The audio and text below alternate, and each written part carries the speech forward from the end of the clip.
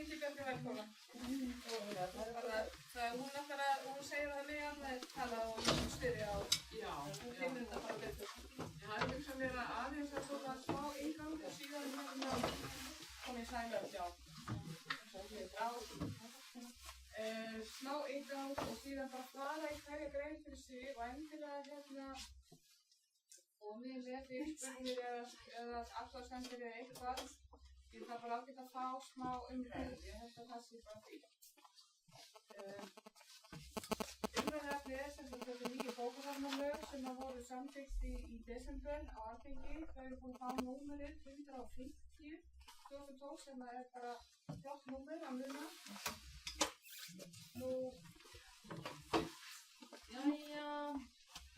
Það er þetta. Forsagan er sú að það er búið að vera að horfa á lögin eða lagaumhverfi bókasafna núna í áratug. Menntamálaráðuneytið skipaði nefnd 2003 sem að skilaði tillögum að frumvarpi til bókasafnalaga og frumvarpi til laga almenningsbókasafn og sérstöku frumvarpi til laga landsbókasafn, háskólabókasafn. Nefndin kom líklega með þessi þrjú frumvörp. En það var kannski vilji í ráðuneytinu til að setja ein heildarlög og þetta er eitthvað sem hefur verið svona í þróun í ráðuneytinu að það er svona verið að reyna að þjappa saman hverju málaflokki fyrir sig í svona kannski einn lagabálk, þannig að sitji hérna mörg lög í gangi sem að jafnvel rekast á. Til dæmis leiklistarlög og safnalög og síðan er búið að vera endalausar lagabreytingar núna í sambandi við fjármálagarna. Ég hef komið núna nokkur með svona niður á hvað við viljum, það er margar svolítið beygju. En þannig að það var svona hugsunin að reyna að gera þetta líka í bókasafnageiranum og þannig að málinu var vísað aftur til nefndarinnar og það kom þá ný tillaga þarna 2006 og þá lauk nefndin störfum. Nú í þessari nefnd þá voru Þóra Óskarsdóttir frá Menntamálaráðuneytinu, þá voru tveir frá Sambandi Íslenskra sveitarfélaga, Kristbjörn Stephensen hætti þarna í miðri á og Jana Friðriksdóttir tók við og það var Marta Richter sem var fyrir fórstjórnarnefnd almenningsbókasafna, Sigrún Klara frá Landsbókasafni og Þórdísi Þórðardóttir frá Íslandsbókasafni. Það voru eldri lög, við vorum með lög hérna almenningsbókasafn frá 1997, lög blindrabókasafn frá 1982, síðan voru þetta lög bókasafn prestakalla frá 1931 sem allir voru að gleyma að það voru til en eru og kannski nú búið þetta niður. Og síðan náttúrulega lög landsbókasafnið og reglugerðir í kringum það og landsbókasafnslögin voru frá 1994 en það búið að endurskoða þau og voru endurskoða þannig verðinni bara samhliða.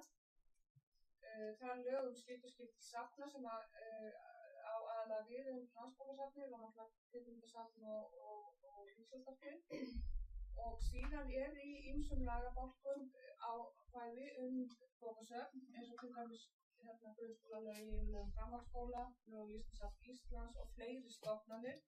En síðan var tiltöluverður svona hópur af bókasöfnum sem féll ekki undir nein lög. Það var sem sagt yfirleitt á bókasöfn í stofnunum, eða svona stofnanasöfn, sérfræðisöfn eða rannsóknarbókasöfn, bara ekki hvað sem viltu kalla það. Og tilefnið til að fara í svona bara að skera þetta svolítið upp og hugsa þetta svolítið upp á nýtt, en það hafa náttúrulega orðið gríðarlegar breytingar í einhverju árum. Og það má kannski segja að lögin, að menn eru að reyna að vera í takt við þessar breytingar. Og nú náttúrulega eru þessar tæknibreytingar svo örar að það er alltaf hægt að fylgjast með. En allavega þarna er þessi bylting upplýsingatækni og ný vinnubrögð sem við höfum öll upplifað hér. Nú gegnir og landskerfi, þetta er náttúrulega gífurlegt hagræði og vinnusparnaður fyrir öll bókasöfn í landinu, þannig að það tókst virkilega vel til. Og við höfum verið að vinna gott verk þar. Og síðan Leiti sem er þarna nýjasta klónið sem er samtenging alls konar kerfa þá. Og landsagangurinn, við þekkjum hann allan að þetta er náttúrulega aukinn og auðveldur aðgangur að öllu þessu rafræna erlenda efni sem að bókasöfnin hvert sig hafa í rauninni ekki bolmagn til að kaupa en við getum gert þetta saman. Og síðan í umhverfinu okkar að þá hefur sveitarfélögum fækkað töluvert mikið. Það var náttúrulega efnahagshrun og niðurskurður á þessu tímabili sem var verið að endurskoða og því að lögin verið svolítið svona ekki endanlega niðurstaðan. Nú, aukin samvinna á mörgum sviðum, við erum alltaf að tala um samvinnu og ég held að okkur hafa auðvitað að vinna mjög vel saman í þessum hópum og svo komið þarna þessi nýju lögum landbúnaðarstofnun sem er partur af þessu ferli. Þetta hefur verið í vinnslusvæði síðan frá 2003 eins og ég sagði og áherslan eins og segir athugasemdum með frumvarpinu að það er lögð áhersla á sameiginlegar skyldur og þarfir bókasafnanna en síðan eru þetta svona nauðsynlega sérgreinar inni eins og með Blindrabókasafnið en við getum betur í það eftir. Nú, það var horft til þess hvernig skipulag bókasafnamála hefði þróast í nágrannalöndunum á undanförnum árum.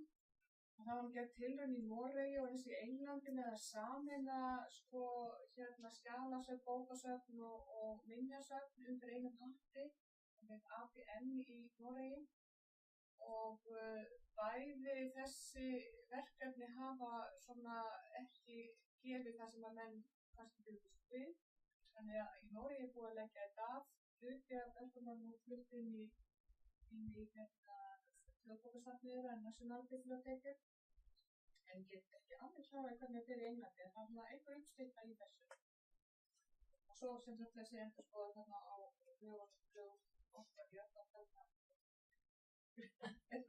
það sem maður sér að hugsa um.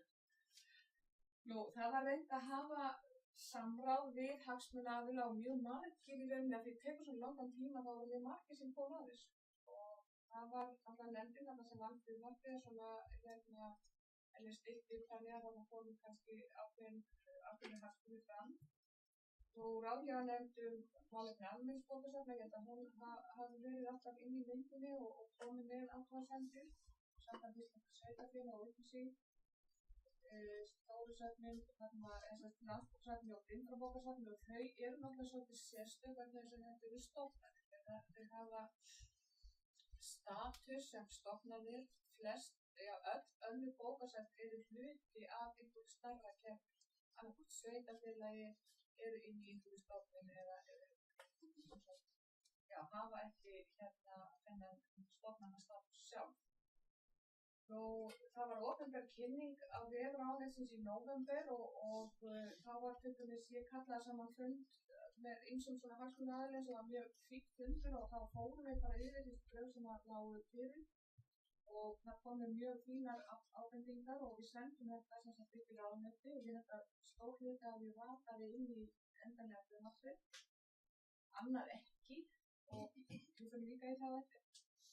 Og svo bárust alls konar ábendingar þetta til dæmis eins og frá faghópi bókasafnsfræðinga í framhaldsskólum og Landsskóli bókasafna og fleiri aðilum þetta var þessum bókum dæmi.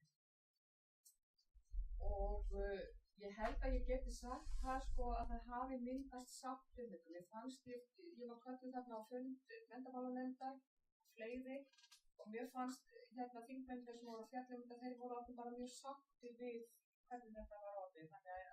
Og umræðinu þinginu þeir voru alveg mínimal þannig að ég held að fólk hafi ekki verið að gera neina athugasemdir og allir bara ánægðir með þetta. Og helstu nýmæli og breytingar aðeins að nefna það að það eru sameiginleg lög fyrir öll bókasöfn í landinu og það er bara ákveðin áfangi að ná því öllu sem er undir einn mann. Og ég var að tala tvær nefndarkonur hérna áðan, Mörk og Sigrúnu og þeim finnst þetta vera dálítið afrek að hafa náð þessu. Og náðu því þannig að það er ekki neinn ágreiningur. Nú, einu sérlögin er fyrir Landsbókasafnið, það sem sérlögin fyrir Blindrabókasafnið er búin inn í núna lögin og það sem er líka sterkt í þessu að það tala bókasafnakerfi landsins. Það er bara sett í lögin að það sé til eitthvað sem heitir bókasafnakerfi. Og það er nú kannski skilgreint mjög nákvæmlega en það er litið á þetta sem eina heild. Því það sé líka áfanglega náði. Það sé ekki bara eitthvað svona bara dott frá korti eða þetta bara í hug korti sem var hjá bókasafnara ríkisins í menntamálaráðuneyti að þá voru sem sagt söfn út allt land sko, en nú kannski löggjafinn búinn að viðurkenna það að þetta er kerfi og það á að sko hafa ákveðna funktionir og gera ákveðna hluti. Nú, skiptingin í bókasafnsumdæmi hún er afnumin og þessi staðar á samstarf og samrekstur. Þetta kannski endurspeglar einmitt þessar breytingar sem að verða í stjórnskipaninni eða í til dæmis fækkun sveitarfélaga og slíku og sem það núna á þessum síðustu og bestu tímum eftir yfirskurði. Og það felld út ákvæði bókasöfn í sjúkrahúsum, dvalarheimilum aldraðra og í fangelsum. Þetta með bara á að falla undir þjónustu á almenningsbókasafni á hverjum stað. Þetta einu ákvæðin sem var einhvern svona smá steipandinn á póstlistanum. Þannig að ég segi fyrir mig að ég held að þessi bókasöfn sko þetta kannski alls í stíma, það bara aðrar aðstæður í dag. Þannig að mér finnst kannski alveg eðlilegt að þetta sé fellt út. Og ef menn vilja hafa þetta inni þá ekkert sem bannar það. Ef menn vilja reka bókasöfn á sjúkrahúsi þá ekkert sem bannar það eftir sjúklingabókasöfn. En það ekki inn í lög lengur. Nú, bókasafnaráð og þetta bókasafnaráð sem tekur við til dæmis hlutverkum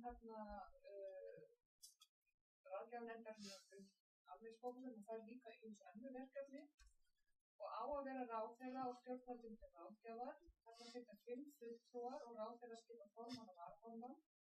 Og síðan þessi 2 forstöðumenn þarna fyrir þessum sjálfstæðu söfnum að þeir sitja fundina með málfrelsi og tríói.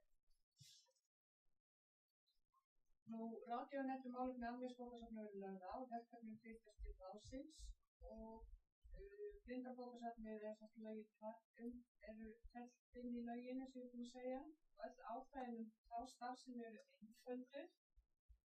Og nafninu breytt, nú var ég farin að læra þetta, það hljóðbókasafn og þá náttúrulega verið að vísa til þeirra þjónustu sem að safnið að veita. Það eru fleiri þjónustu blindir sem fá þessu þjónustu þannig að starfsemi þess að líka og breytast og svo þarna í stað stjórnar safnsins, hljóðbókasafnsins, þá samráðshópur sem það sem þeirra helstu hagsmunaaðilar. Og það nú þetta með stjórnir og þetta alltaf svona ákveðin tíska í því hvort eigi að vera stjórnir eða ekki stjórnir. Núna tilhneigingin svo að fækka stjórnum og allavega takmarka svolítið hlutverk þeirra og valdsvið.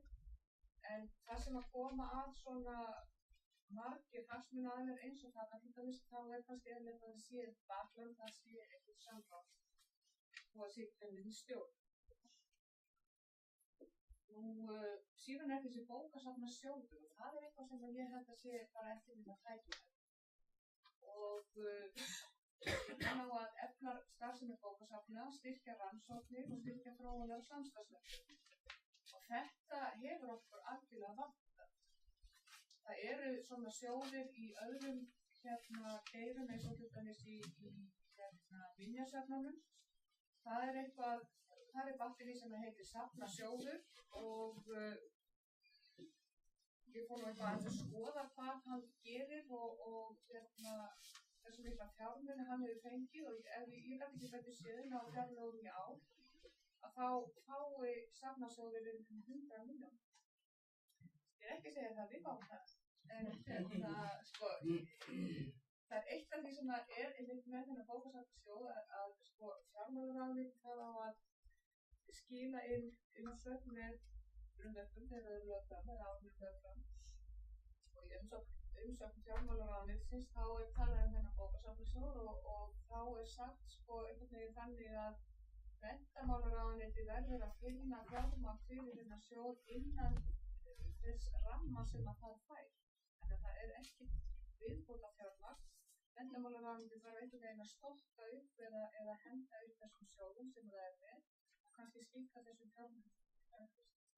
Ég mjög ánægður að fengja helmingina safnasjóði en ég sé nú ekki alveg að það gerist og væntanlega mjög fólk sem hefur verið að sækja í framtíð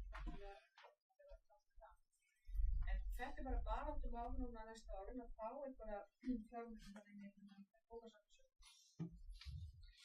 og síðan þurfum við svolítið að horfa einmitt á þessar rannsóknir og kannski samhliða þessu í lögum landsbókasafn miklu meiri áhersla á rannsóknir heldur en voru áður og þar komnar inn til dæmis rannsóknir í bókasafnsupplýsingafræði og nú þarf eiginlega þangað þegar þetta komið og þarf eiginlega að setja svolítið niður og horfa yfir sviðið og hvert viljum við fara en þetta klárlega eitthvað sem hefur staðið rannsóknir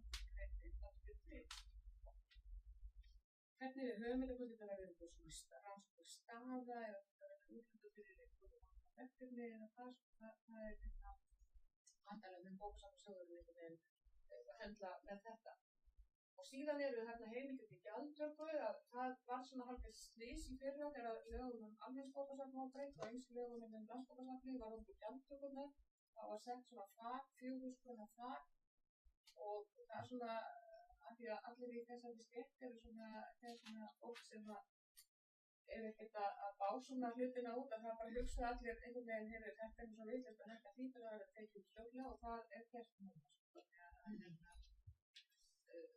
það passar eða þetta að fólk bara á það býta með þessi leið og það sem sagt má taka þarna gjald fyrir útlán fyrir þjónustu sem veitt það sé svona lágmark bara kostnaður við það veita þjónustuna það má innheimta dagsektir og það má innheimta bætur fyrir eftir sem var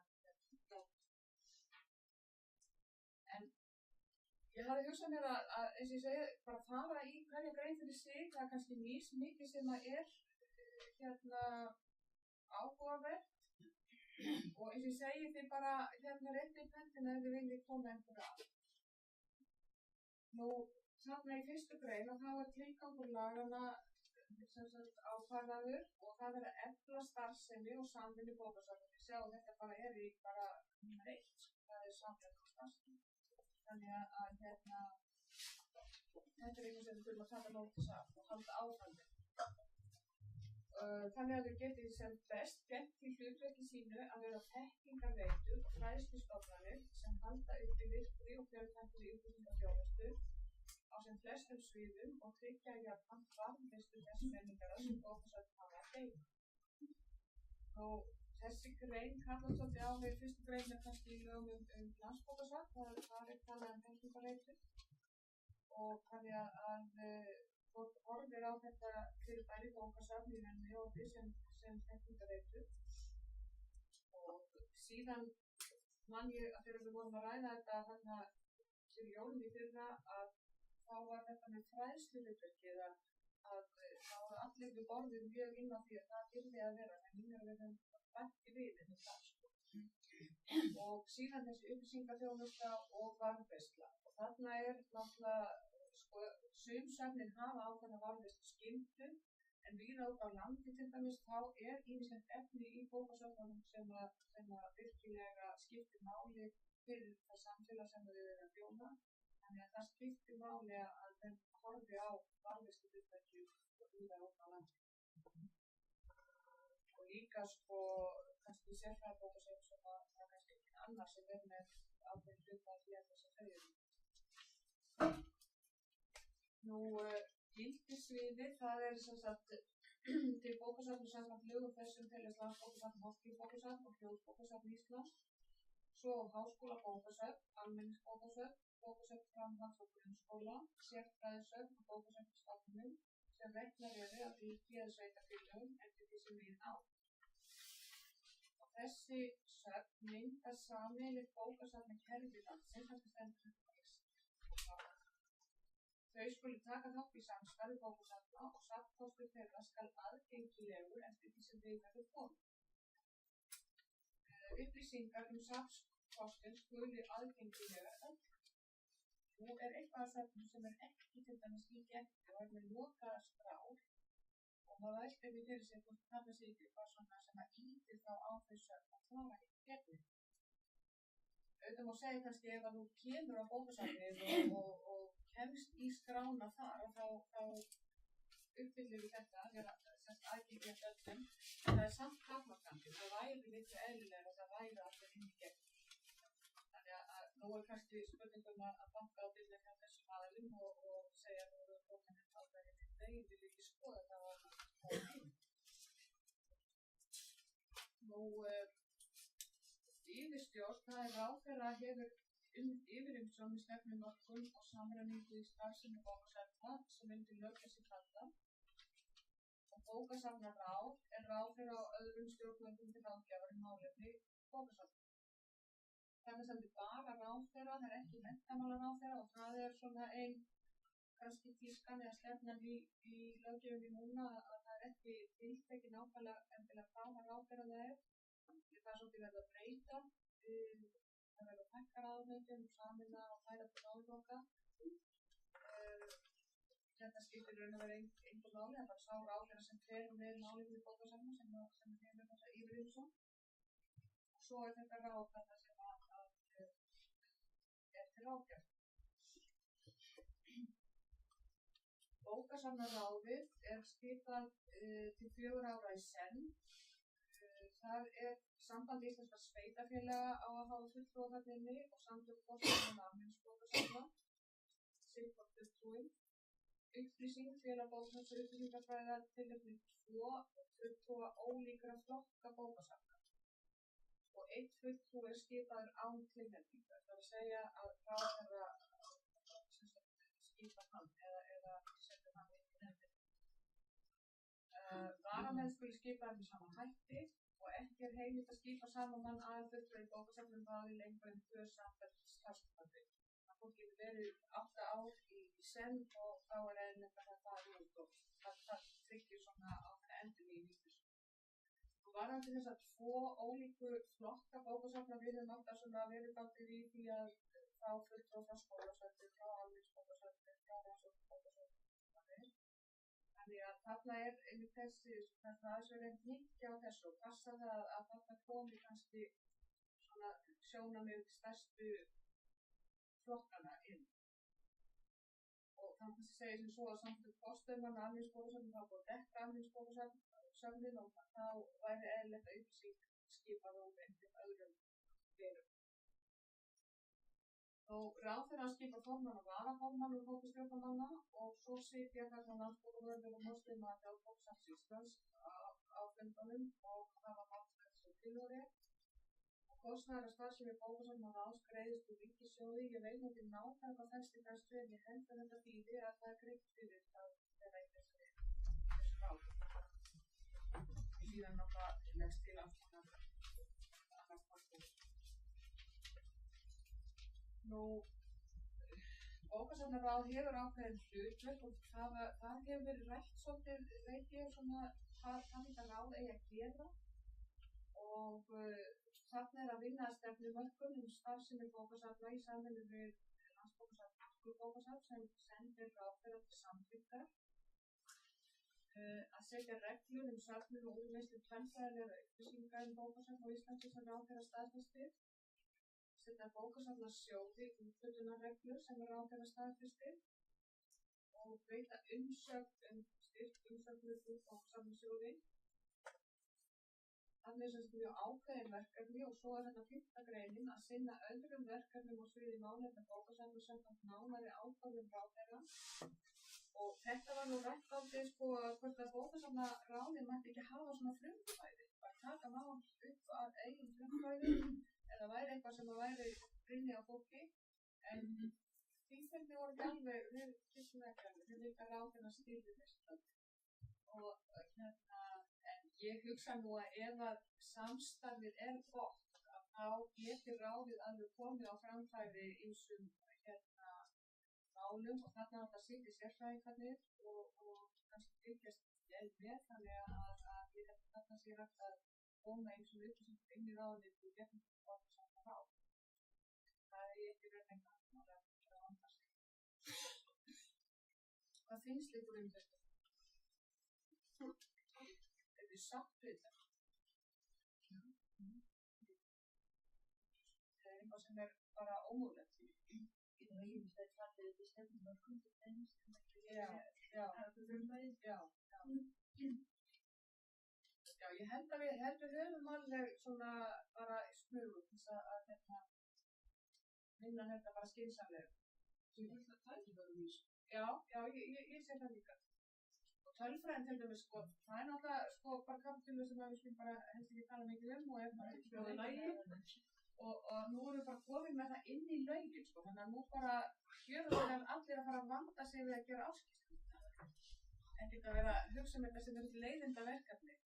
Og það er eiginlega bara sálgrætilegt. Ég yfir því að akkurat núna þegar við virkilega þurftum á því að hafa góða statistík, að þá einhvern veginn hefur það dottið niður. Þetta er ekki leiðindaverkefni, þetta er gott verkefni og þetta á ekki að taka langan tíma og þetta á ekki að vera sko þannig að fólk byrja árið einhverju fílu að gera áskipti. En þetta einhver kjörus við að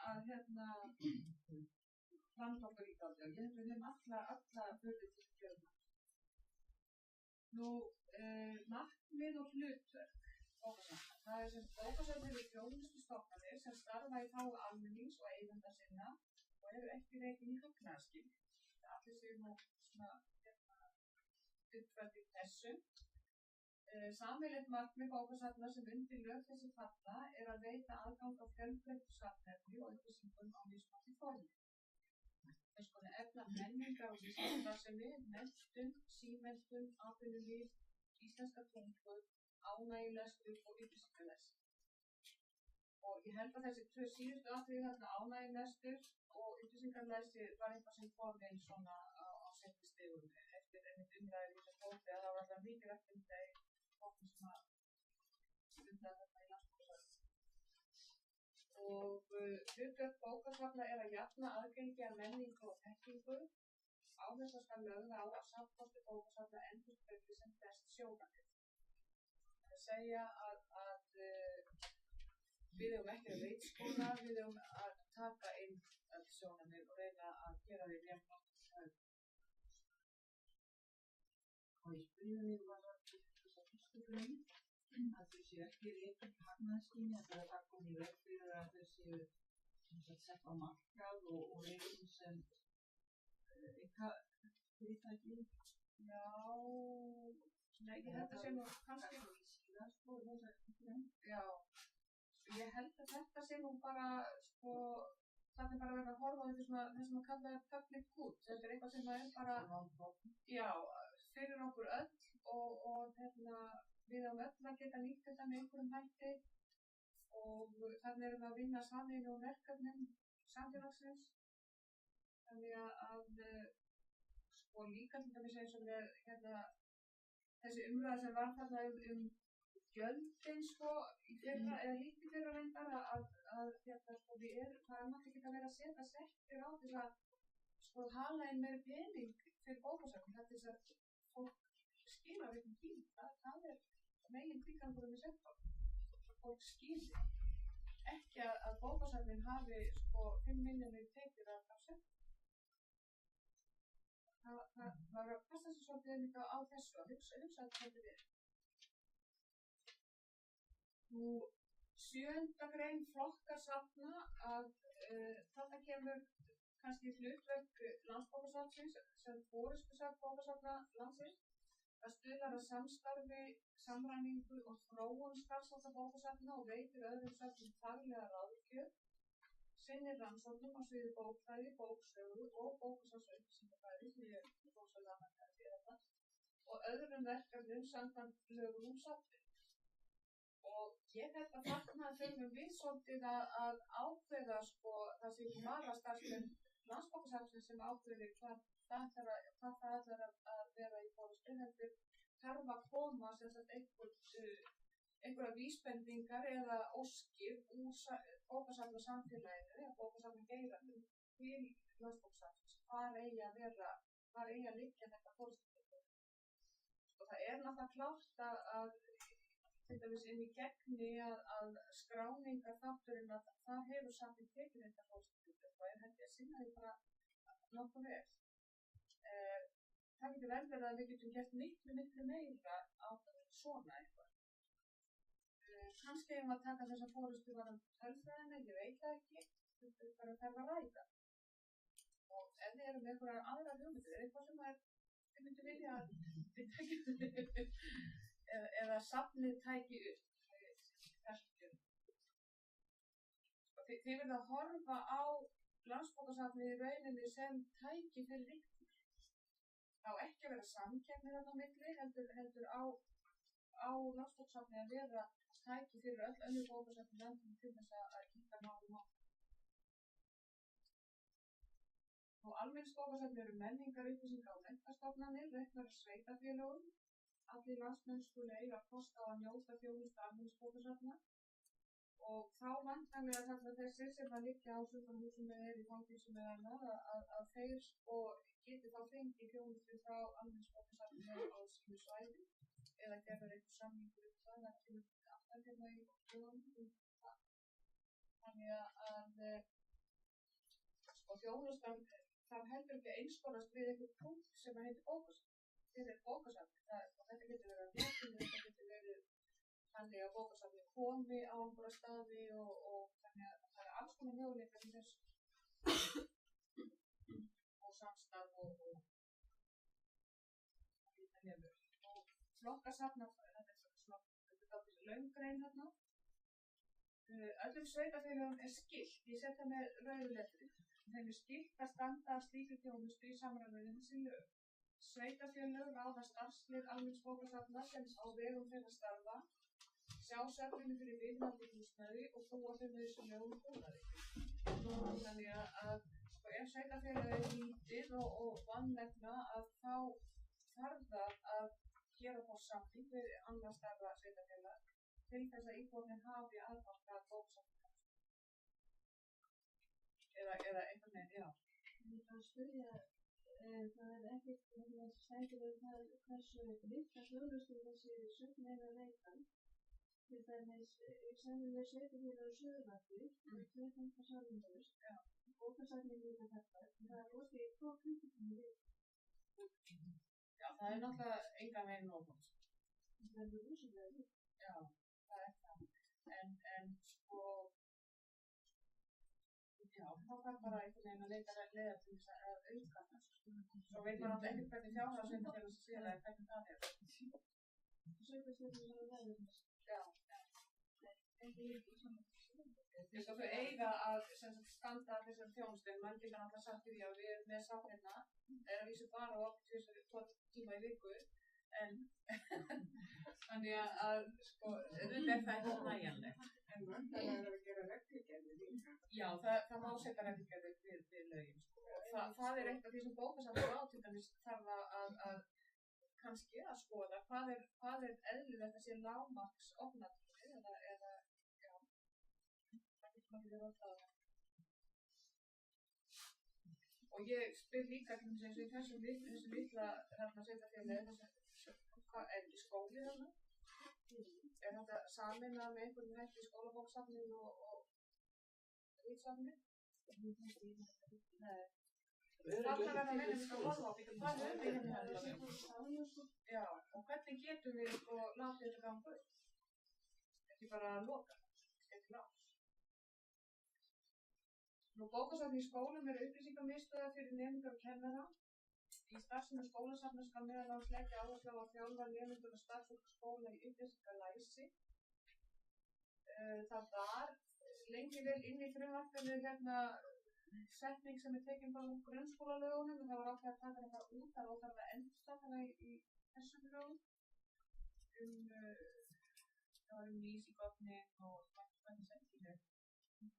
Það var ákveðið að taka hann í burtu, það var hljóðið svolítið gaman. Sérfræðisöfn og bókasafnsstofnana sem reknar eru af ríki eða sveitarfélög skulu vera þekkingarmiðstöðvar á þeim sviðum sem þau eru hefð. Þannig að þau eiga þá að kannski að ákveða við getum að sinna þessu en ekki taka allt. Þannig að sérfræðisöfnin eru náttúrulega geta þá svolítið ákveðis hvað það er sem þú ætti að leggja áherslu á. Almenningsbókasafnin eru meira landsbókasafnið á að taka allt en sérfræðisöfnin eru mjög afmarkaðri. Stjórn almenningsbókasafna, þetta er náttúrulega eitthvað sem var nefndi marga hérna. Fyrir hverju almenningsbókasafni skal vera stjórn, kjörin að hlutaðeigandi sveitarstjórn eða sveitarstjórnar. Skipulagur stjórnar er hinn sami og kjörtímabil til sveitarstjórnar. Sveitarstjórn er heimilt að skipa eina bókasafnsstjórn fyrir öll almenningsbókasöfn sem rekin er á sveitarfélaginu eða fela fastanefnd samkvæmt samþykktum sveitarfélags að fara með málefni almenningsbókasafns. Það er svona aðeins verið að opna á það að menn geti svona haft þetta mismunandi hætti eftir hvernig bara aðstæðan er á hverjum stað. Fastanefnd getur verið til dæmis menningarmálanefnd eða eitthvað slíkt. Þannig að þá þarf ekki að skipa í tvær nefndir, það getur hentað mjög vel sums staðar og annars staðar kannski ekki. Þannig að þetta er svona aðeins verið að opna á það að það er varierandi hvernig fólk getur hafa þetta.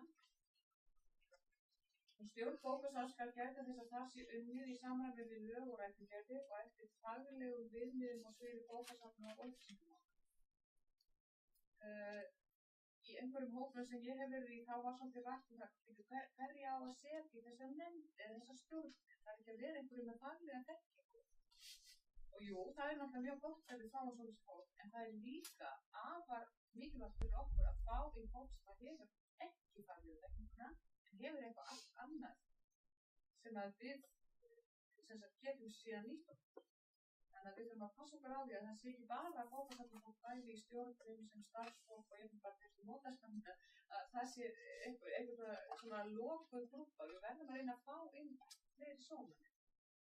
Þannig að ég held að þetta sé allt í lagi en þarna á þess að stjórnum náttúrulega passa það að það sé verið að vinna eftir faglegum vinnu. Þannig að þá er leitað til sérfræðingana í safni eða til landsbókasafnsins eða þá til bókasafnsráðsins eða eitthvað slíkt eða jafnvel upplýsingar.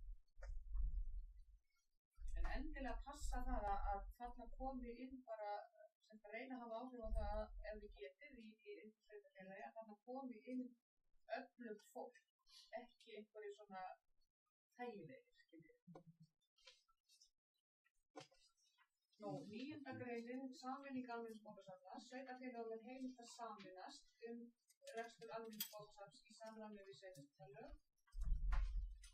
Standi sveitarfélög saman að rekstri bókasafns skal í samstarfssamningi, það þarf að gera samning, það þarf að kveða á skiptingu kostnaðar, aðeins hvers sveitarfélagsstjórn og verkefnisstjórnar. Það þarf að vera bara skýrt hvernig á að gera þetta og ég myndi aðtuga í þínu tilviki, hvort það hafi gerðið eitthvað saman.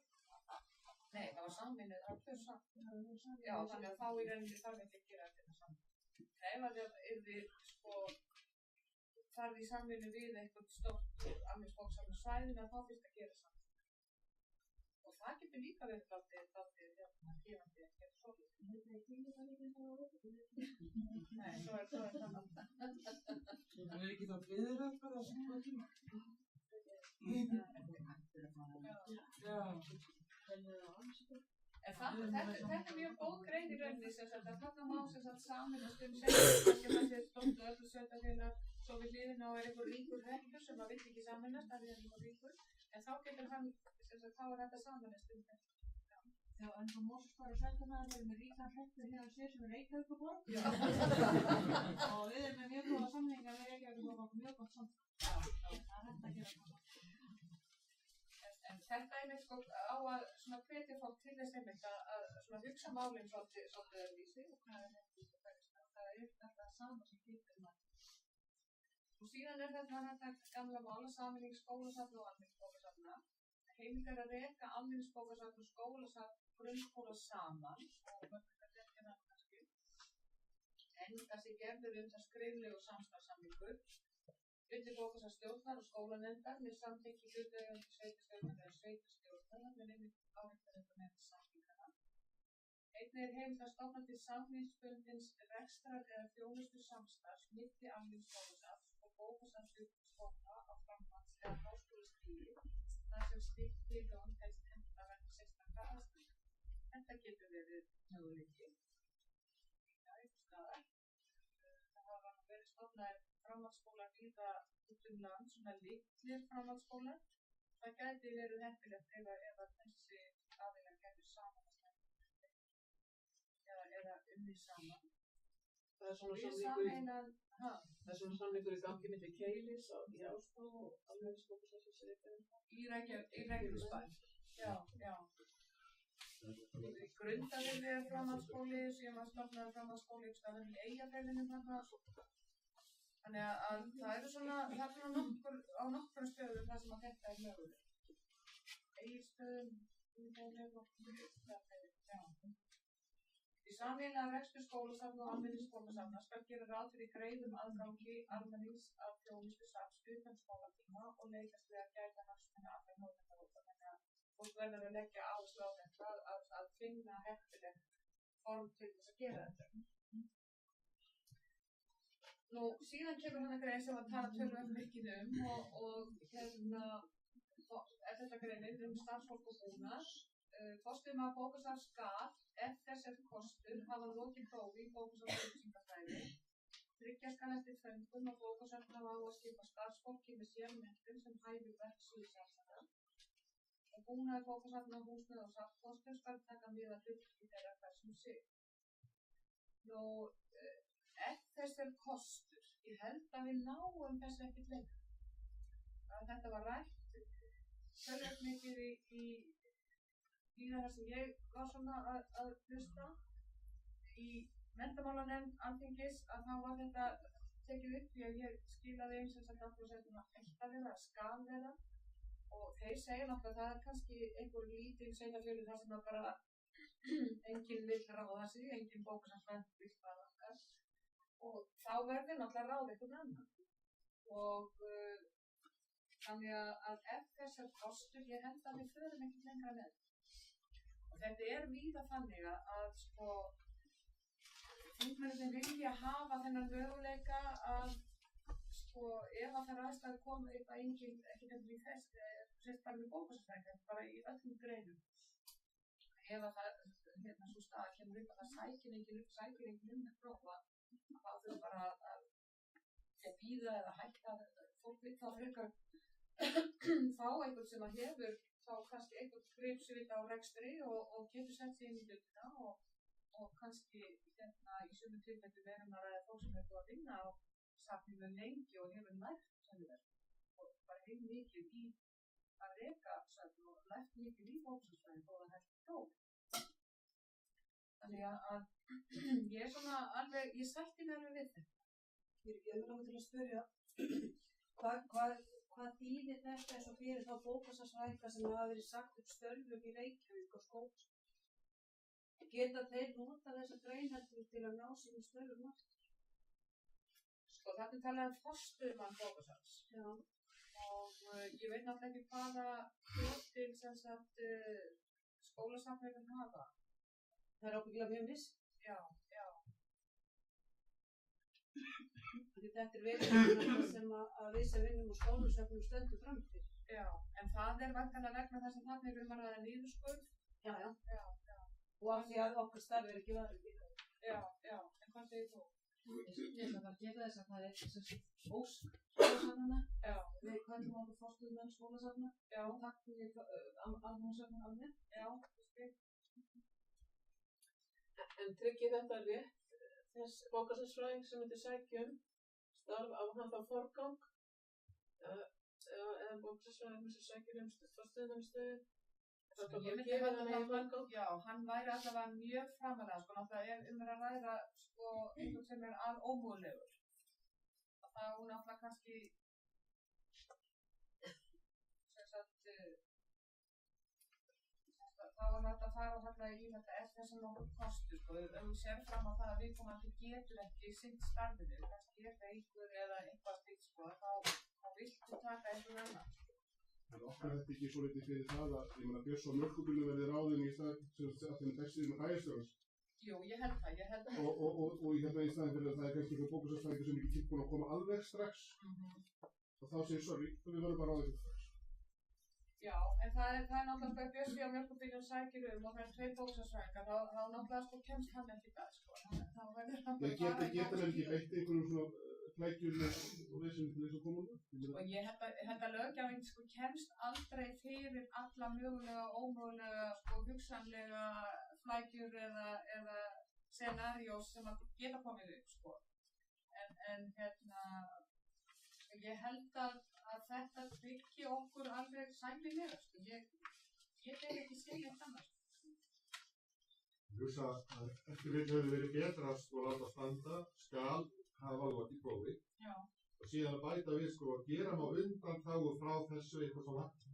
Ef svo er við að smæða sveitarfélag til dæmis að hafa ekki náðskýja að ráða. En það er nefnilega, við getum við heilsugæslustöðvar sko. Já. Forstöðum að segja yfirlæknir heilsugæslu kann hafa lokið prófi í læknisfræði. Já. En það má ráða skottulæknir sko að enginn fæst og svo mjölkubildir við. Þetta er svipað svona.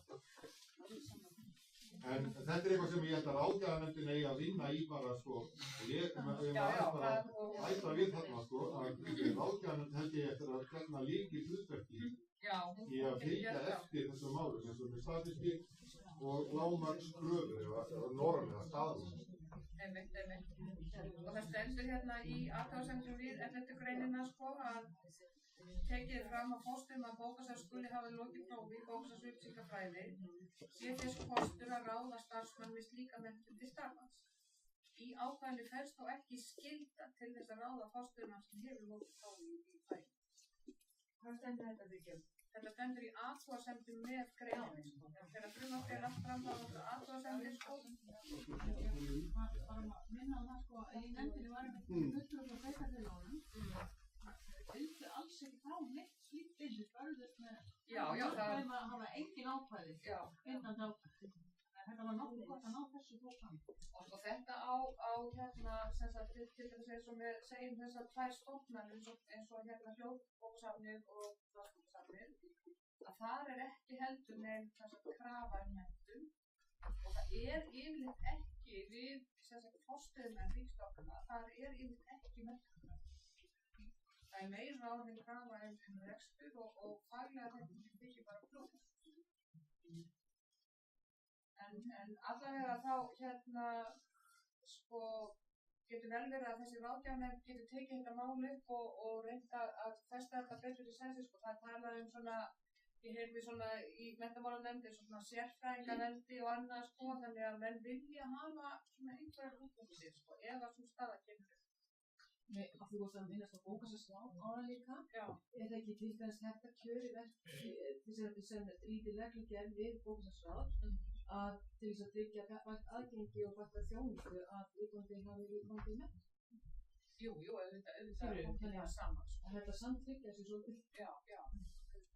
En sko, við höfum líka passa bara á því að sko, ítist ekki að of langt sko því að maður finnur líka sko varðandi aðra stéttir að hérna sko fólk hefur náttúrulega ég segi bara eins og læknar og fleiri svona stéttir sko að þetta má ekki vera þannig að það sé til krafa að það sé þá ekki hægt að ráða neitt og þannig að hérna þá einhvern veginn er þetta bara að býta svolítið í skotti á sér. Hvað með eins og þegar sveitarfélög er að ráða menningar Já. Og fyrir ekki sérstaklega bókasafns upplýsingafræði eftir menningarfulltrúnir yfir bókasafninu er það að gera keldur með þessu? Já. Sko það þarf ekki að vera neitt slæmt. Við erum aðeins að bakka hérna. Sko yfir okkur öllum er ráðherra til dæmis og sko það er ekki alveg gefið að sá ráðherra hafi áhuga eða vitneskju það sem við erum að gera. Og sko það virkar þannig til akkur núna við höfum það með ráðherra. En sko til þess eins og menningarfulltrúi sem á að vera yfir eins og þarna á Seltjarnarnesi, ég reyndar alveg búin að sjá hvernig þetta á líki. En auðvitað þetta afturför, ég tek alveg undir það. En það er vel verið að sveitarfélagi hafi sínar ástæður fyrir að gera þetta svona. Kannski er þetta tímabundið ástand, hugsa þannig, en á þess að ég ég þekki bara ekki málinu og vel. Það er ekki rétt að það sé ekki kannan umstæðið á sásumum að það er fórskólanum. Já. Það er ekki endilega nefnir þessu sýði. Ég er ekki að vísa það sé skæst nefnir. Já, þetta er það á fórskólanum ríkstofn. Já, það er alltaf krafist háskólanum.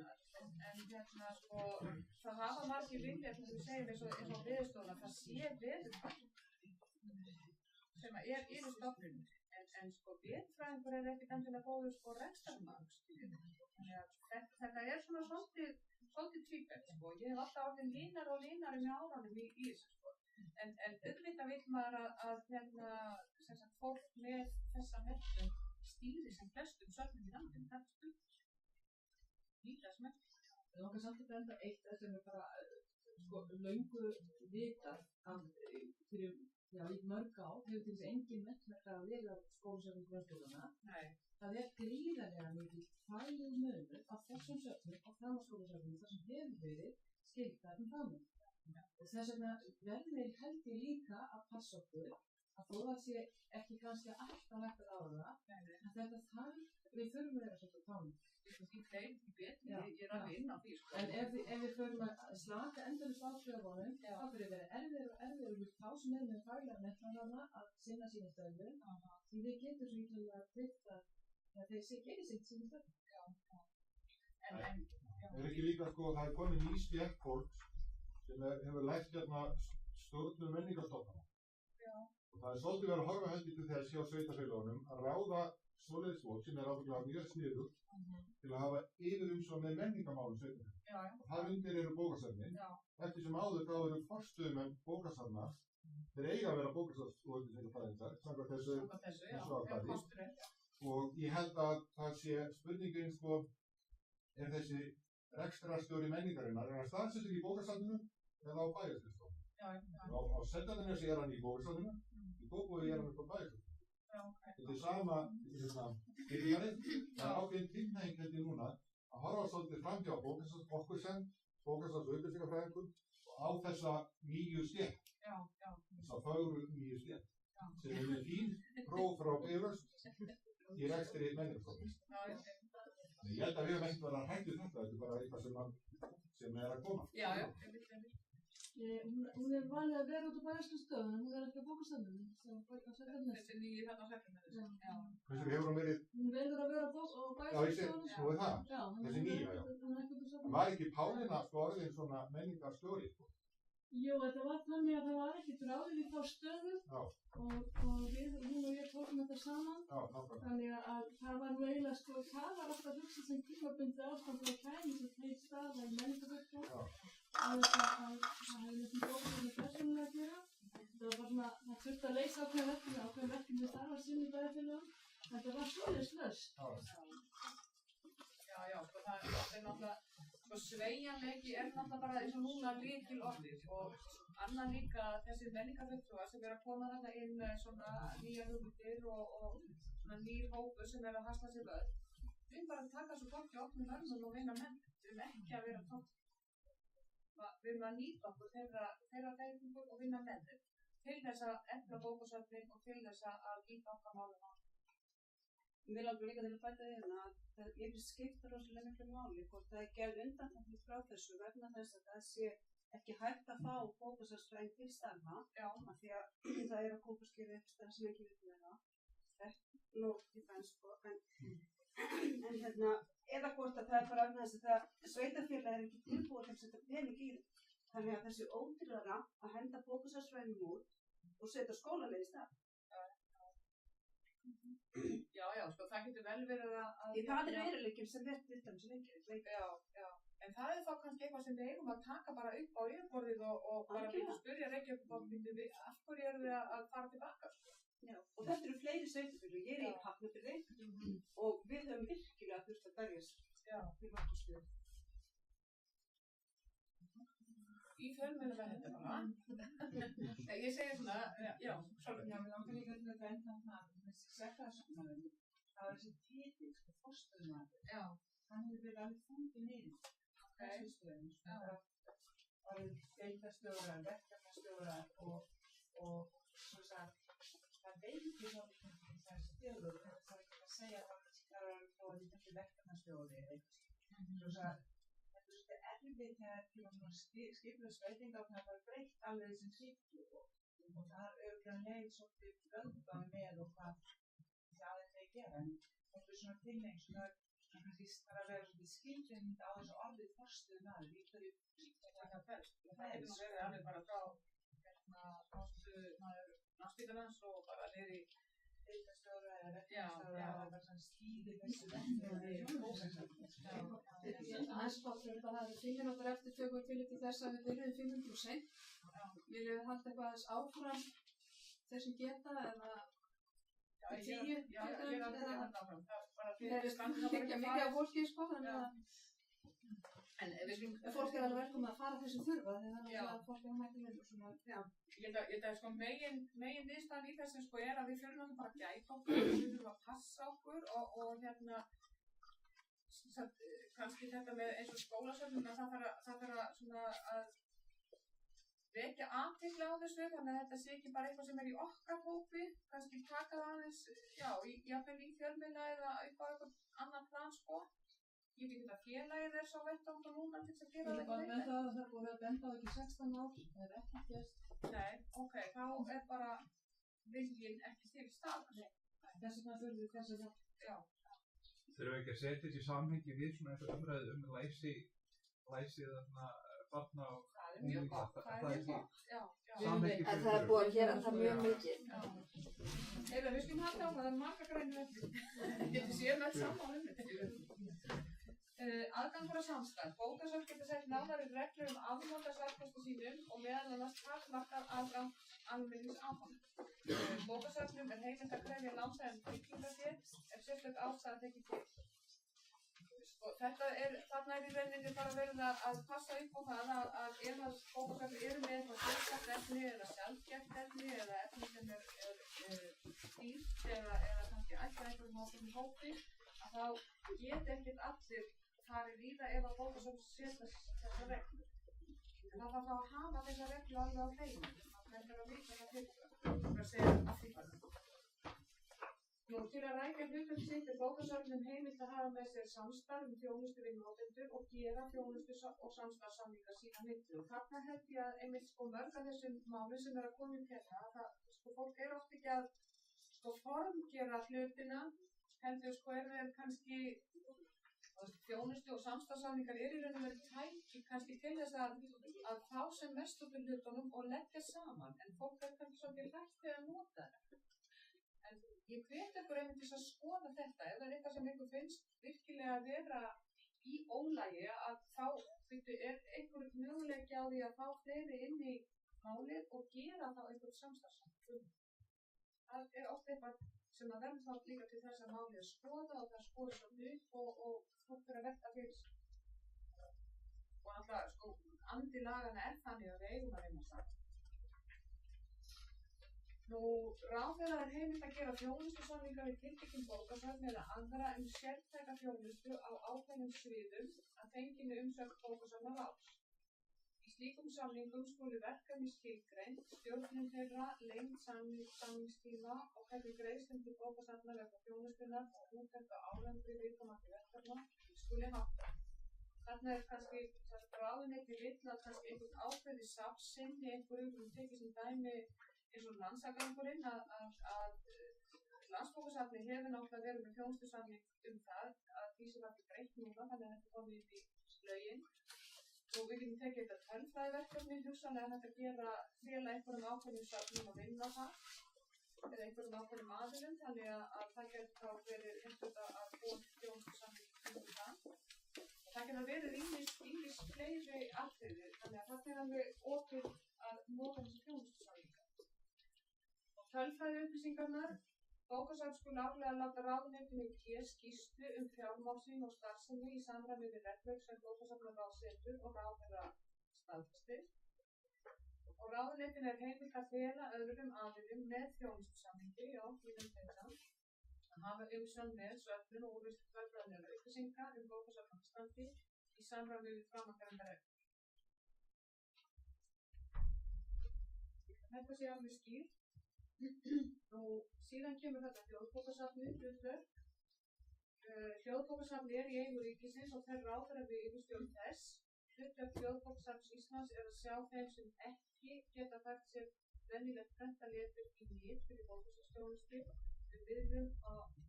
með miðlun á fjölbreyttu safnefni þar á meðal námsgögnum í sem bestu samræmi við óskir og þar með notum.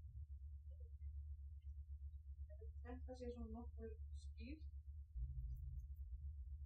Hljóðbókasafn Íslands skal hafa samstarf við aðila sem standa að skipulagningu bókasafnamála, þá sem vinna að framleiðslu og dreifingu námsefnis og þá sem starfa að málefnum blinda og sjónskertra og annarra hópa fatlaðra sem njóta þjónustu safnsins til að rækja hlutverk sitt sem besti samfélag heimildir og þjónustu samstarfssamninga við slíka aðila. Það er kannski verið að tæpa á þeim hópum sem að koma kannski mest af þessum rekstri eða hafa hagsmuna að gæta. Og kostnaður við starfsemi Hljóðbókasafns Íslands greiðist úr ríkissjóði eftir því sem ákveðið er í fjárlögum og tekjum safnsins skal varið í þess þágu. Það er stundum þannig með stofnanir að tekjurnar renna beint í ríkissjóð og stofnunin sjálf hefur engan hag af því að bæta þjónustuna eða ná inn meiri tekjum, en í þessu tilfelli er það þannig að tekjurnar renna beint í safnsins sjálf sem ég held að sé mjög gott.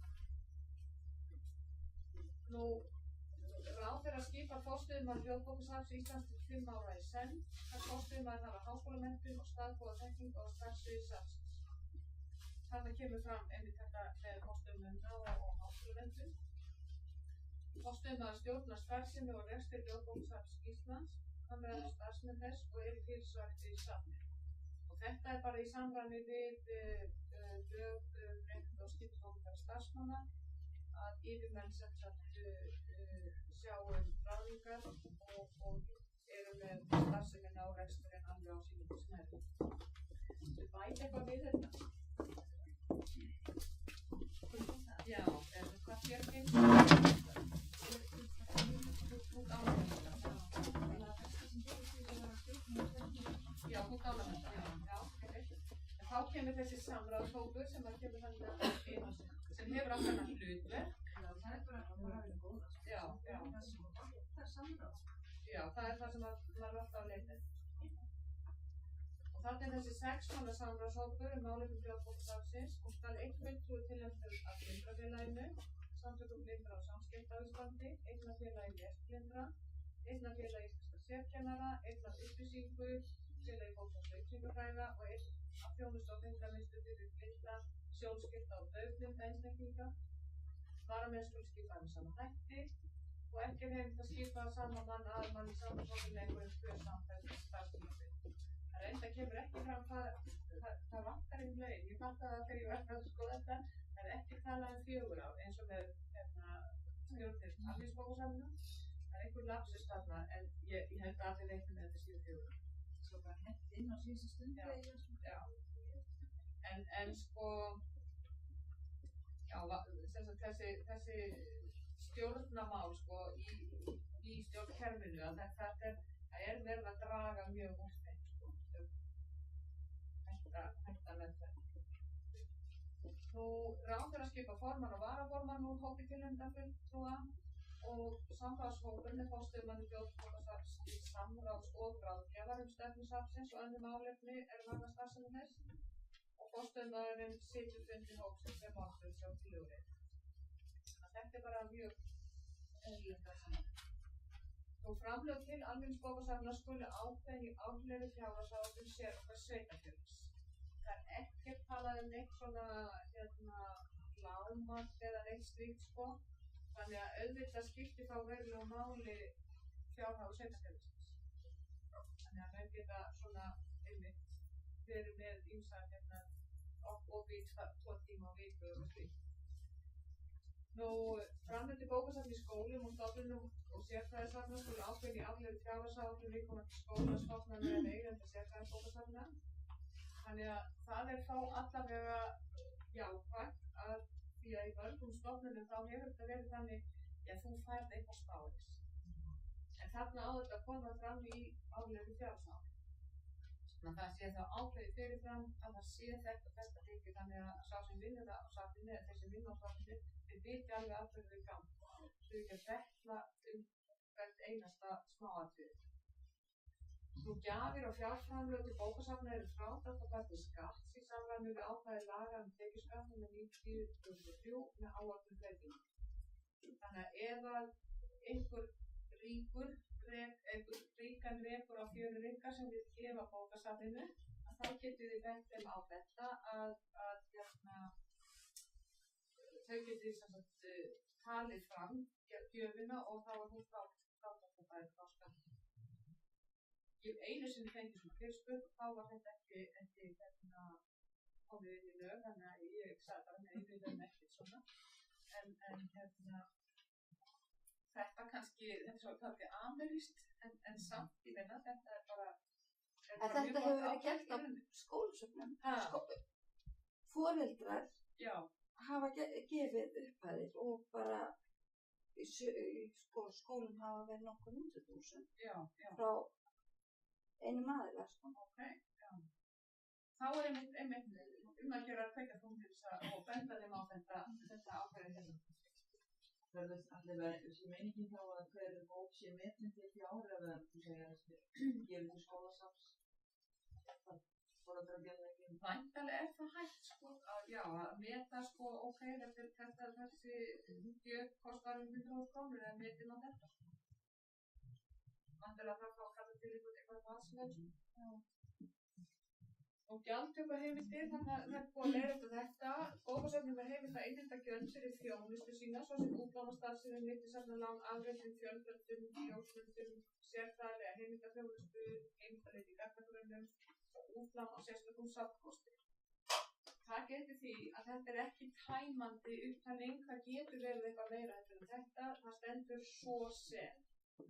Þannig að ef að við erum með eitthvað annað en þetta, það að segja sem fellur undir þjónustu, að þá megið við líka setja gjald á það.